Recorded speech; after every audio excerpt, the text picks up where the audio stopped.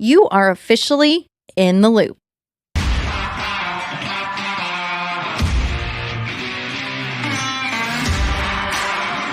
Welcome to In the Loop podcast. I am your host, Jordan Jo professional rodeo athlete, entrepreneur, and a full-time cowgirl.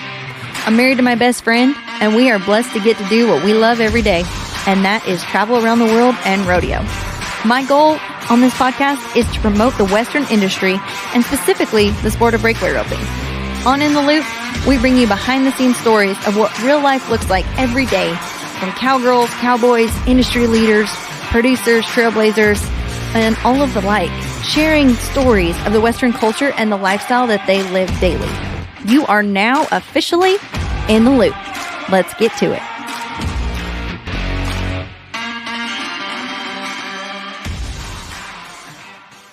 So I want to talk a little bit about your retirement, which I think for your fans was crushing, right? I'm like, what?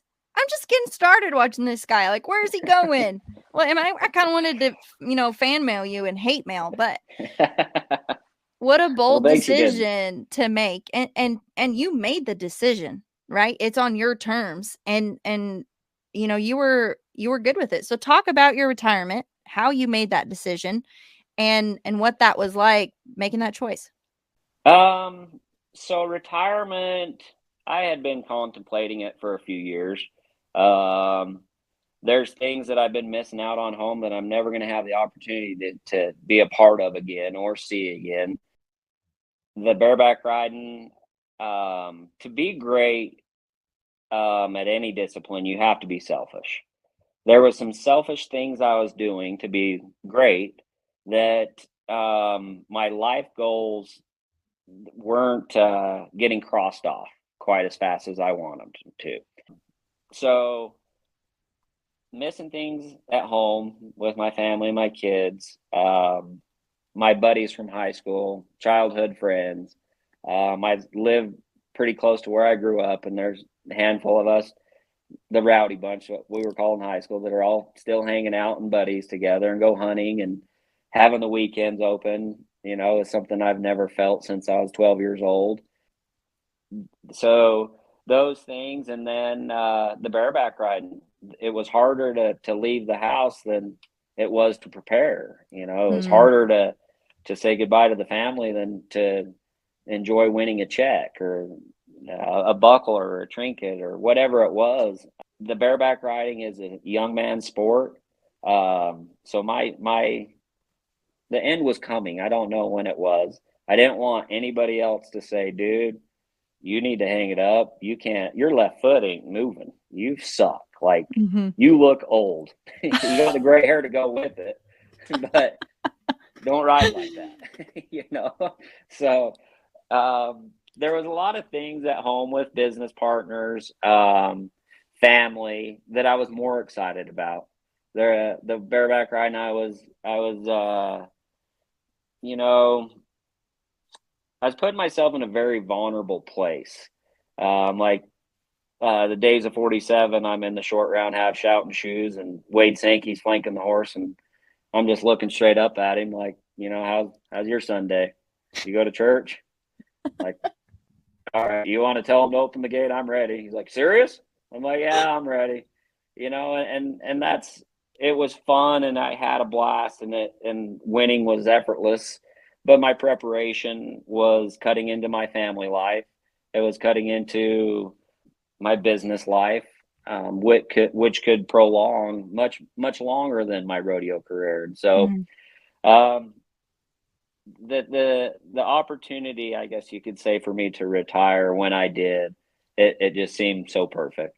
Right. And now where I'm at in life with my family, my kids, and some irons that I got in the fire at home, I'm very content where I'm at. I'm very happy. Having a structured time schedule, actually a schedule that I can follow is something that I've never felt. That getting into a routine and figuring things out and learning different things has been a lot of fun for me. And then being home every night and every weekend with my family, and I got to hurry home after the fulfillment center today to the Little League baseball game, and watch my little boy crush it. And there's just things that are, like today, for instance, when I leave here and I'm on my way to go watch Hucks play baseball, it's a lot like the first time I roll over the hill coming into Vegas. It was nighttime and I got to see the lights and I get to go ride in the Thomas and Mack. Well, now it's like, man, I can't wait to get in the truck and go watch my little boy crush it. I'm just going to sit there. I'm not going to say a word. I'm mute. I'm one of those guys, but on the inside, I'm jumping up and down. I've never been so proud in my life.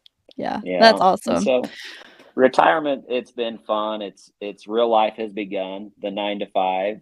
But it's enjoyable. I've very, very happy and content. Well, and I had the pleasure of actually, I wish I would have taken a picture of it. Huck signed my hand one time. It was really cool at Fort Worth. I said, we were at the autograph signing at the Fort Worth Stock Show. And I said, hey, can I get your autograph? And he's like, without missing a beat. Yeah. You got a pen?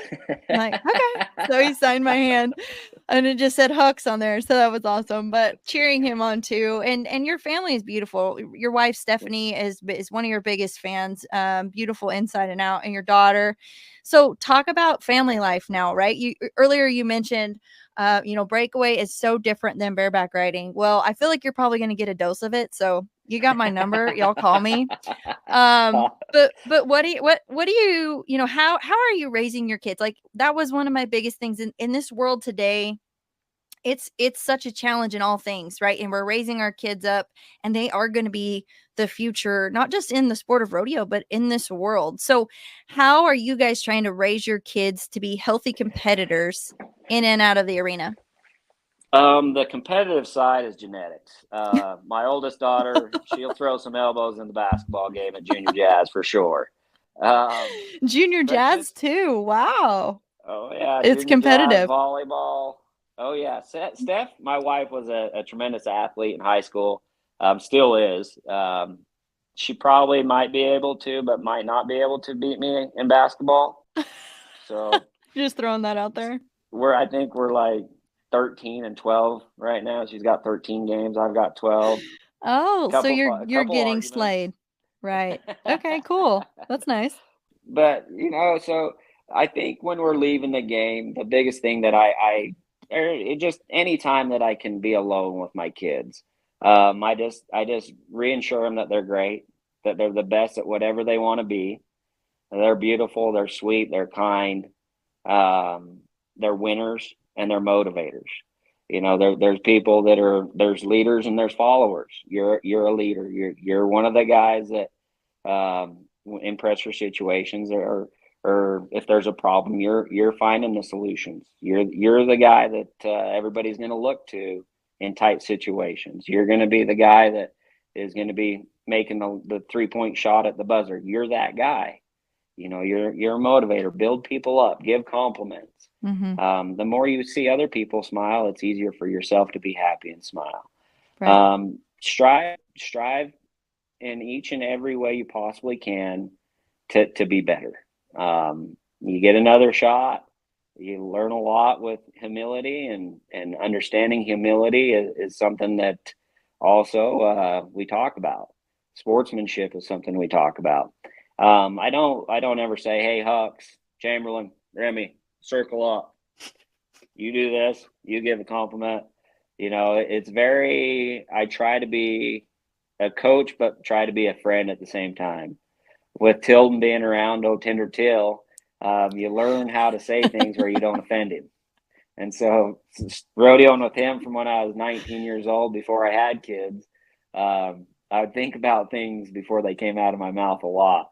And so I got to credit Tilden on he helped you raise your kids. Being a father. Yeah. Maybe I need to have my husband call him. He's always asking me why I'm so emotional. Mm-hmm. Yeah. He can help you. He grew up in a nail salon. So yeah. Poor Tilden. He's not even here to defend himself. Hey, it's perfect. That's how he is. Well, Richmond Champion was on here a couple of months ago, and he did mention how I think he slayed you in the what was it? Oh yeah, the mounted shooting competition. He said you guys had a friendly bet going, and he totally wrecked you, is kind of how he explained it. Did you hear that? Oh, I know it. He did, but it was a complete setup. Yeah. So that's a funny story. That is a good story. It was It's a long hilarious. one. I tried to get the video of you doing it, but sadly it's not documented, or I couldn't find it. Because I was definitely gonna call you out on it. But yeah, he told me all about it. I was crying, almost peed my pants. Yeah, that one will do that. That's a good one. That was I might know a guy that has all that footage. You might. Yeah. I might. Yeah. And there's a picture. We show up and they hand us all of our stuff and guns, and we go. So we show up, they say, "Hey, you go with Susie, you go with Julie, and you get your horse and your guns and come back up." So I go and I get a pair of chinks and some cool guns and a sawhorse. Tilden and Richie. So Richie shows up. Richie looks good. He pulls it off pretty well. For a mounted shooter, if you know what you're dealing with, he does well. Yeah. So then here comes Tilden. He's got like Holstein vest, Holstein chaps, and his horse has Holstein saddle pad and splint boots. Like he's going to the dairy farm. He's a dairy farm shooter. So there's a picture of three of us with our guns and our get up on. That's one that will be framed when I get my trophy room done for sure. That was awesome. That was a fun stretch with Richie. Richie was a great travel partner. He's one of them guys that wants to win every time and puts a lot of work into it. And him and I, we have a unique relationship, I guess you could say. Yeah. But he's a great guy too. He is. We had a great time on our podcast episode. If you guys haven't listened to it, go listen to it. But I'm yet to. He challenged me to do an ice bath. I was doing the cold showers with the 75 hard at that time, and I'm like, man, this is 5 minutes, no problem. He's like, we'll do an ice bath for 9, and I was like, done. Challenge accepted. But I haven't done it yet. Like I've been working my way into it. So yeah, I haven't finished on that. But It is. It's also just the people that you meet along. That's what I love about rodeos, the people that we've met. But I want to talk to you a little bit about your businesses too. So just like everything else, I also too have several businesses, and I love the business world. I feel like everything we learn in rodeo, I'm like, how can I apply this to the business world and see if it works? And so you're very competitive and all the things that you've got now going on too. So tell us a little bit about what life looks like now for Kaycee Feild and your business endeavors. So business is awesome. I love it. It's fun. It's completely different than rodeo. Like you said, it's a lot. What can I take from rodeo to the business world? And there's so many similarities. It's not even funny. The people that I deal with, the people that to get to do business with, they're all great people. There's a little kind of motto going around. There's probably 40 or 50 of us here in Utah Valley that have got a whole bunch of little different projects going. And, about a year ago, we're all hanging out, and, one guy, Chandler, he's a good friend of mine, very successful guy. Whatever he touches, he turns to gold. But he's like, you know what? We all need to start benefiting more from each other. And like, if I'm making all the money and none of my friends are, what fun is that? And I'm like, you're right. Help me make some, Yeah, come on now. Yeah. But, the business world and what I learned from rodeo and the friends that I developed over the years of rodeo, and it's no different in business. Mm-hmm. Having friends in places around the country, it's a gratification that is hard to explain. It brings confidence that you don't get anywhere else. It's to travel the country by yourself sucks. Yeah. To jump on a plane and go through the airport by yourself is not fun. To drive through the night by yourself is not fun. And so, but if you have someone there with you, it makes it better. And so business, having the right people on your side, driving through the night, helping you out, not letting you fall asleep, keeping you in check is the same as business. And Right. The handshake means something. And rodeo, when you shake somebody's hand, you know what you're dealing with pretty quick. You either you want to rodeo with them and see them behind the buck and shoots, or you don't. Mm-hmm. And the business world's the same way. You get a good vibe from what you're dealing with pretty soon. But business, so me and Shad, my brother, we have War Bonnet Cowboy hats together. He runs it and operates it. He's the brains, I'm the face, the good looking one of the family. I'm lying. That's You my fluff sister, them, he Natalie. stuffs them. Yeah. Exactly. Yeah. No, my sister got the beauty, Shad got the brains, I got the talent, is what I like to say. But I'm very close with my brother and sister. We talk several times a day, but he does a tremendous job over at the hat shop. He stays extremely busy. He's got lots of things going. He's a big motivator of mine. I look up to him tremendously. And then I have Power Pro. I started that back in 18. We're coming out with a new horse product that's amazing, Awesome. collagen based, but we got a lot of powerful ingredients in it. We'll have a gut health dog product here pretty quick. So Power Pro is growing. I've been able to put a lot of attention and focus on that company last year being retired. It's a fun business. The relationships that have been developed through that are a lot of fun. And then Field Brothers Productions, commercials, pretty much just rent our horses out and find models, take some tents and some wagons to a photo shoot. KTK Fulfillment is my latest venture. It's a fulfillment center. So FBA prep for Amazon. We're shipping books, shoes, clothes, camo, spices, pharmaceuticals, you name it. You're shipping it. We're storing it and we're shipping it, slapping labels, baby. That's So awesome. it's a fun business, very fast paced, lots of relationships, very complex, a lot of technology. I went to college for a year and had a laptop in 08. And Do you know since how to then, use it? it had a lot of dust on it when I got it out last year. A little outdated, you could say. Oh my So gosh.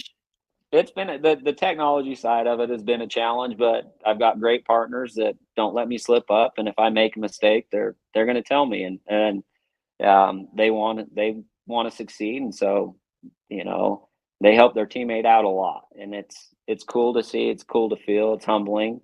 But what I've learned with business is the same thing with rodeo. You're outside of the office. You need to have things straight. You need to have a plan of attack. My routine really hasn't changed from preparing for riding bucking horses to preparing for business. It's wake up, take care of the hardest task first, go to the gym, get done with the gym, make the important phone calls, get your business done, and then you put your nose to the grindstone and start slapping labels or whatever it be. You're there for a purpose, and you're going to get the job done, and you're going to do it with style. Yeah. And you know, all my businesses are still young. I've got lots to learn, but again, just like rodeo, I'm riding young colts. I'm on the spur board every night.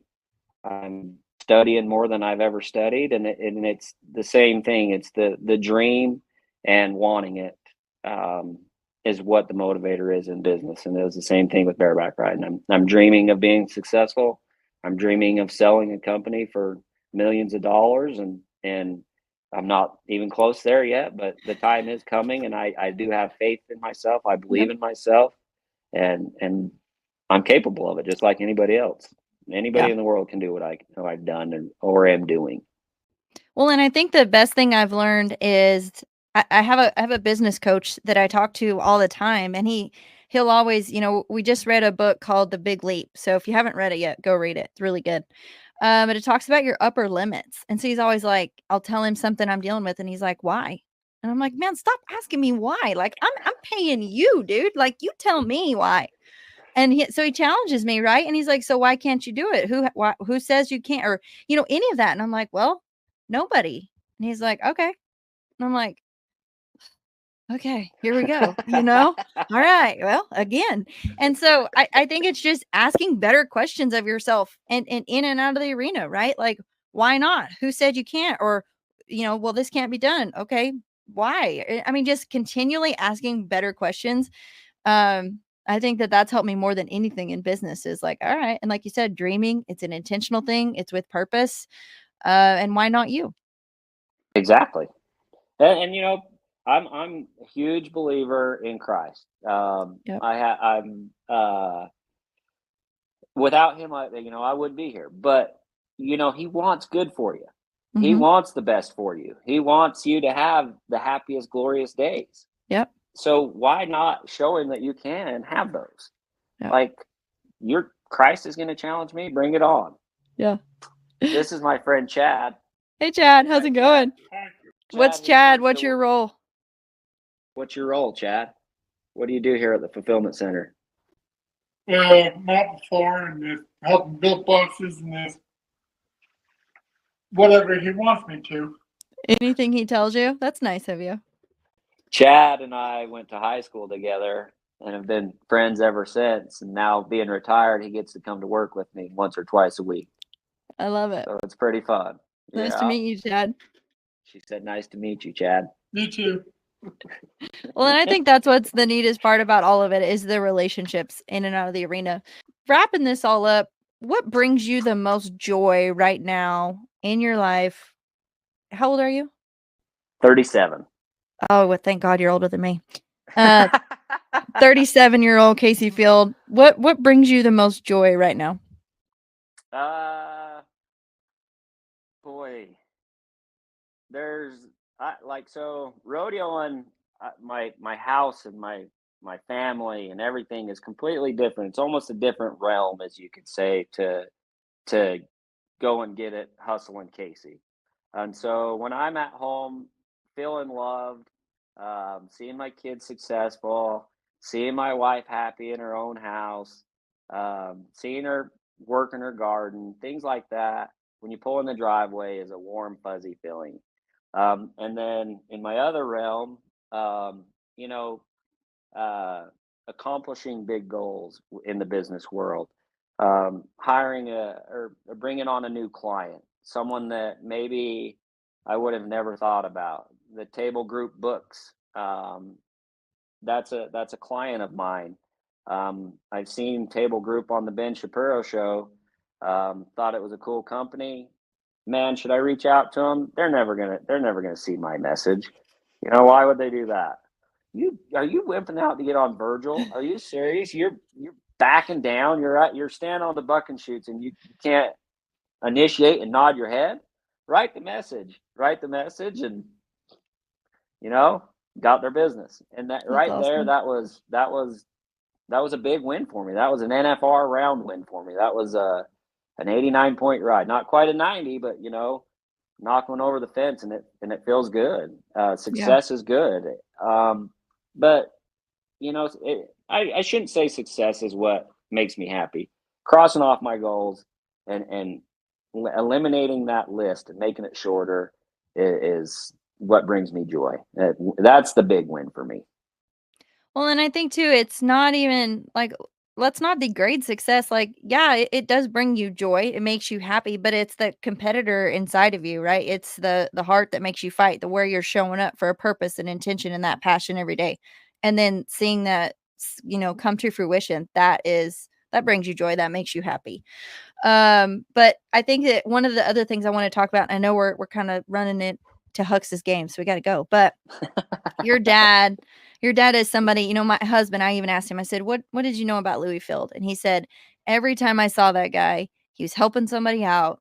He said, when he shook your hand, he just gave you this feeling. He looked you right in the eye and you just knew he was a good guy. And he said, I don't really know a lot about him, but every time I saw him, that's what I came across. And how cool to have people say that about your dad, and somebody that was such a huge influence in your life and something I think you're carrying on too. So within everything he's taught you and all of those things, how are you trying to give back and help in and out of the rodeo world and carry on that field tradition? I'm holding back a lot of tears right now. I'm very proud of my dad. He's my hero. He's a stud. Like I said, anything you went and did with him, when you got done, you won. You felt great. It didn't matter if it was service for somebody else or spraying out the stock trailers and getting crap all over you. It was fun to be there, and you did the job good and happy go lucky. But I really enjoy helping the youth of rodeo. Um, these kids around here that I've been coaching lately have progressed so much in a short period of time. And I hadn't really, I've done schools, but somebody else put them on and I showed up and went through the motions. But since I've been retired, I've had a different mentality, and I guess it's because I have a free mind. I'm not consumed of watching a bucking horse and this is how I'm going to do it. This is how I would do it. Now I'm engaged and I'm watching these kids and how are they reacting to the horse? What are these kids doing? And I find a lot of joy with helping rodeo kids and other sports, teaching them how to win and going and speaking to the football team, the wrestling team, whatever it be, just, making them or giving them belief that they can believe in themselves and that they are winners themselves.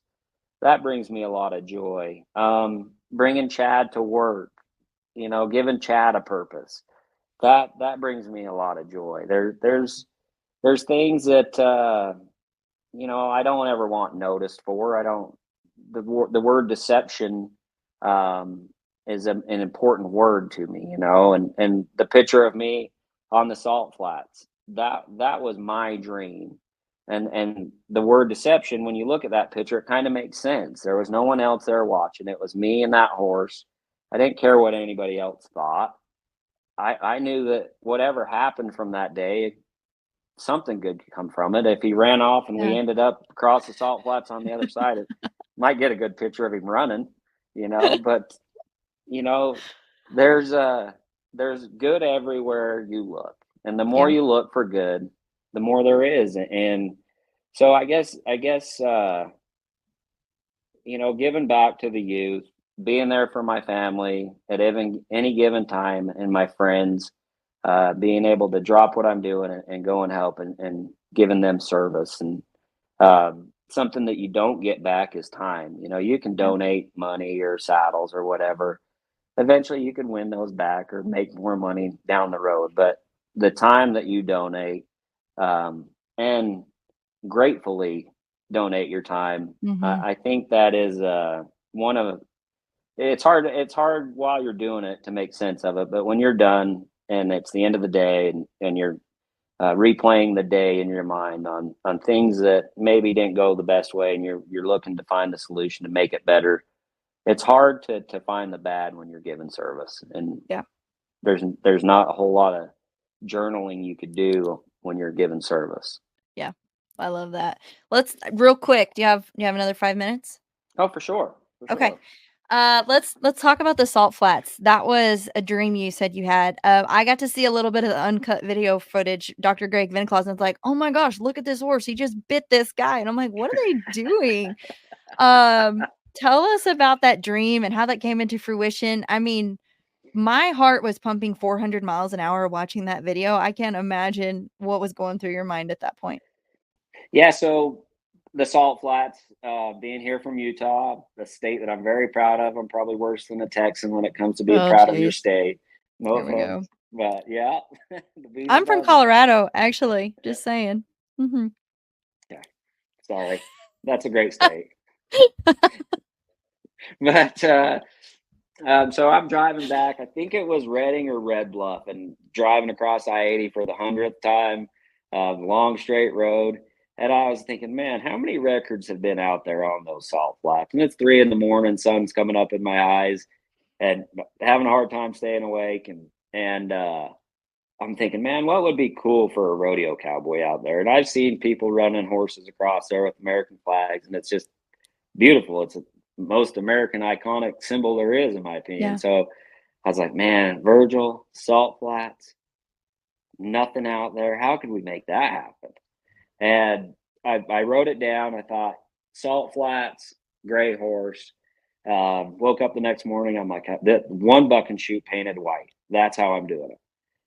Called around, tried to find the right horse. Got a few no's. Called John Franzen. He's like, dude, Powder River Rodeo will stand behind this 100%. We'll bring 2 buck chuck. You say when. So we flew out about 10 days after I had the conversation with John. Flew out on a little plane, checked it out to where I think I was going to buck this horse. And there was standing water. So I was like, man, we got to wait longer than I thought. I hope we, don't run out of Make it all time. They're work. going to take this horse to the rodeos. And then 2 weeks later, I'm like, we got to do it. Like, John, let's do this. Come down. We'll buck him Saturday morning. So he comes down, he unloads the horse, and Rodrigo, photographer, Rodrigo Donoso, a good friend of mine, very talented photographer. He's laying on his belly, and my arena is probably 250 long. And Hank Franzen, who owns the horse, he's like, hey, you better get out of there. He's been on mares. And he's like, I'll be all right. I've been around horses, bro. And that horse comes out, sees Rodrigo from 250 yards away and runs him up the fence, tries to get me. And I'm like, boy, this just got really real. Like, this isn't a dream anymore. Like, he almost died. Yeah. And so load up, go out there. The wind's blowing nasty. I put a buck and shoot on one trailer and 4 panels. And then 2 buck chuck. John followed. And then it was really cool. Whit Hill, a childhood friend of mine, one of my dad's best friends. My dad had a project horse when he passed away, and he rode him the day before he passed away. It was like he was waiting to die to ride this bucking horse. Different story, but that horse was out there, and Whit got to pick me up on that horse that day. Oh, wow. That's cool. Yeah, and it was just cool. And so we unload the buck and shoot, put the horse in there, and we're getting a few shots. I don't have him cinched up yet, and he's just too calm. Like, 2 buck chuck's a stud. He's bipolar, Veniclaws and Dr. Veniclaws, and he thinks this horse has 2 sense of humors, or 2 personalities. Yeah. And so we cinch him up, and instantly his eyes, like, they got a different color to them almost. Like, you could see it. And he was kind of bending back and looking at me in the chute. And as soon as I slide up on my rigging, he jumps forward and grabs Hank on the shoulder, and he is just ragged on him. And I'm sitting here with my hand in my rigging, and I'm just going like this. This horse is turned sideways in the buck and shoot, and it's tipping over. It's wanting to tip over. And I'm thinking, man, if this tips over, this is going to be worse than a bear in a bear trap. Like, this horse is going to kill me. And Hank gets thrown off the back, and he slams down, and my arm's like on the chute like this, and the horse falls. And my arm just instantly starts burning and hurting. And I broke it 3 times prior to this. Same thing. I'm like, no way. I'm like, I get off of him. I'm like, hey, John, we got to go now. He's like, well, Hank, you all right? And I'm like, hey, Hank, John, now, or I'm not going to be able to do this. Yeah. And so go out there, and it felt like I rode for 2 seconds. And then watching the video back, it was a 10-second ride. I was going to say, it was a minute. Yeah. And it just, how I got off, and he went out and trotted around, and we got some of the coolest pictures of a bucking horse, in my opinion. He had a barn buddy horse with him. John led him out to him and just walked him into the buck and chute, took the rigging off, and put him in the chute. We didn't even have to use the panels. So how it all played out in the 30 minutes that we were out there on the salt flats, and the footage that we got, the results were exactly what I had dreamed of. It was crazy to be there, being a part of it, and thinking to myself, I've seen it before. This is crazy. This is deja vu. Getting the truck, and it was honestly, I'd been talking about that dream for 2 years probably. And so to make it happen was a huge win for me. I crossed a goal off that had been bugging me for 2 years. And it wasn't that one was, you go to the rodeo and you have a mentality, you get there and you have a purpose and you're there to win. Where my dream was like, what's the purpose? I got to do this, but what's the purpose? So for 2 years, it was like, there's not a purpose, Right. It's just a dream. And so to get it done and see the results and see what we were able to make out of it, and have the friends behind me and bring that awesome horse and support me like that. It was, not like a gold buckle win, but it was right up there, and it was so much fun. It didn't last long enough. Well, and from an outside perspective, my view on your purpose of that is like you recreated everything. There's, we have this box mentality we get stuck in of like, this is all we try or see, or, you totally broke the glass ceiling there. It's like, why not? What can't you do? Like, he just rode this horse out in the middle of the salt flats with no no guarantees of anything. Like, that's just wild. And so from an outside perspective, you just totally opened the door for creativity, imagination, and dreaming more so in the rodeo realm and the Western industry. And I think you set a high stage for everybody. Well, I appreciate that. Like I said, I didn't know the purpose behind it, but the results have been fun, and yeah, to hear people watch Unbroken, the movie we made out of it, to hear what they have to say about it and how it motivates them is something that's it's humbling for sure. But what a fun project it was, and I'm proud of it. I'm proud of that moment in my life. I'm proud of what we were able to make out of it, and the impact that it has on others is something I'm proud of too. Yeah, an impact for a Humbly so. lifetime. If you guys haven't watched it, you can go look up Unbroken. It's on YouTube and all the places. You guys can go and watch that. Kaycee, one last question I have for you. I ask every one of my guests that come on this podcast. If you had to go back and you had to give younger Kaycee a piece of advice, what would that be and why? Believe in yourself way earlier. I feel like my talents and my capabilities were untouched for a few years, and my potential was there. So to if I was to be able to go back, I would have found my purpose way earlier. I wouldn't have let you know, I don't know how to properly say it, but life experiences is what motivated me, and I wish I would have just had the self-discipline when I wrote my goals down at 13 to believe in them. Yeah. I love it. Belief, purpose, intention, faith, all the things. Kaycee Feild, thank you for sacrificing your time coming on and talking to us on In the Loop. Y'all, every one of Kaycee's businesses will be in our show notes. You can go on our website and check out the blog. Kaycee, thank you for donating your time today, and tell Hux I said good luck tonight at his game. I will, for sure. I appreciate it, Jordan. And I enjoyed this. I really did. It was fun to be on here with you. Thank you. You betcha.